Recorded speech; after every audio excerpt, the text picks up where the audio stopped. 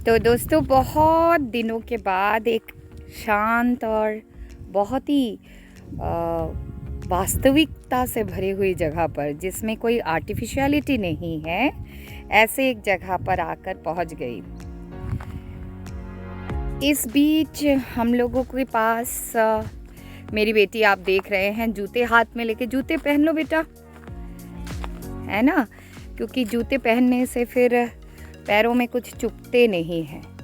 तो जैसा आप देख रहे हो, ये है कर्रा नाला बराज और ये आपका है गंडई से 11-12 किलोमीटर दूर, फिर अंदर मोड़कर 11-12 किलोमीटर, बल्कि 13 किलोमीटर टू बी एग्जैक्ट है।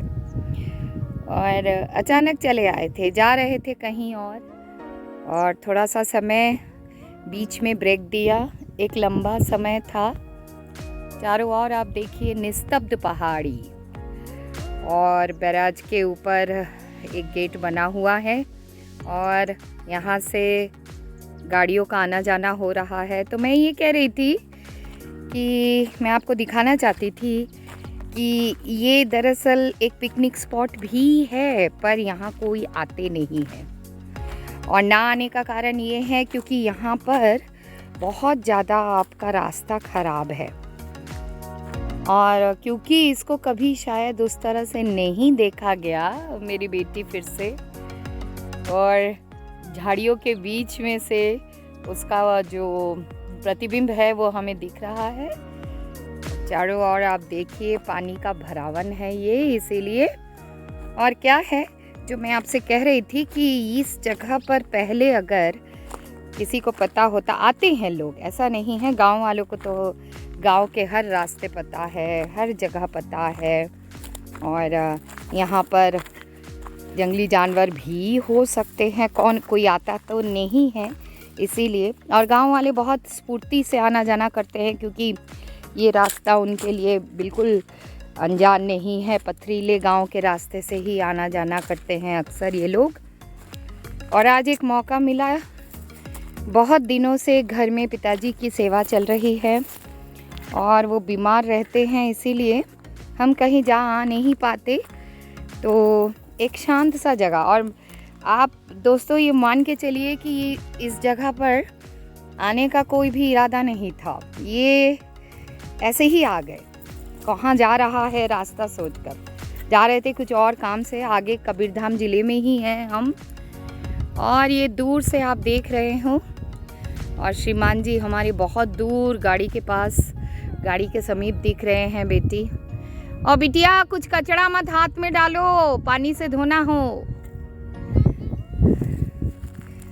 और खूब सुंदर सा लग रहा है ये जगह, कुछ माधुरी लेक की तरह हमें याद पड़ता है। माधुरी लेक में गई थी कई सालों पहले, ये था आपका अरुणाचल प्रदेश में, शांगस्तर लेक बोलते हैं, बिल्कुल चाइना बॉर्डर के पास।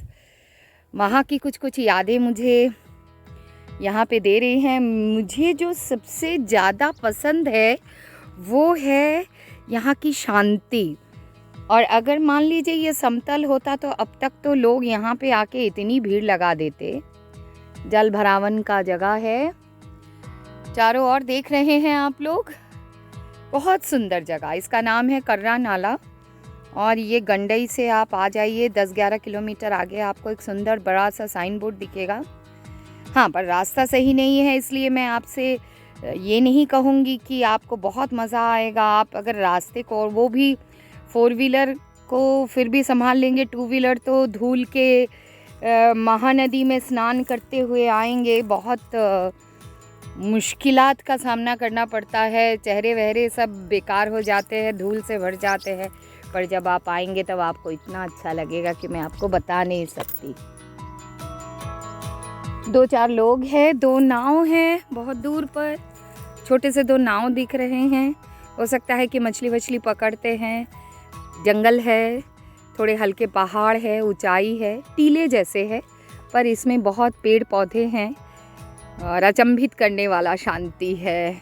सच में बहुत अच्छा लग रहा है देखकर। काफ़ी समय के बाद एक ऐसी जगह पे आना हुआ, और जो कहते हैं ना कि बिल्कुल अरण्य की तरह है ये, मतलब यहाँ पे अपने आप जंगल झाड़ियाँ उगाई हैं और कटाई साफ के नहीं, ऐसा नहीं है। कुछ सालों पहले तक भी कर्रा नाला में रौनक थी मेरे ख्याल से, क्योंकि एक छोटा सा बगीचा देखने को मिल रहा है, पर वहाँ पे भी बड़े बड़े घास उगाए हैं। तो ये है कर्रा नाला हमारा।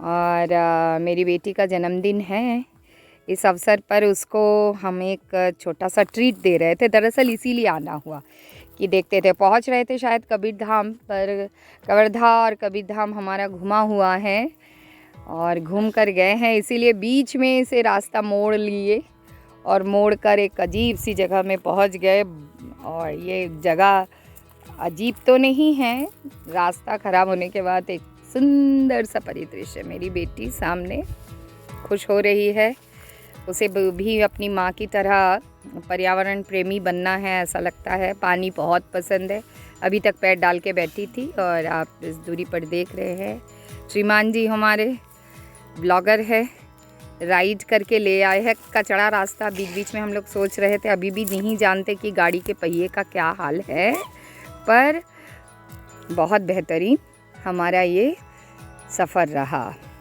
तो यहाँ से दोस्तों मैं आपको अलविदा कहूँगी।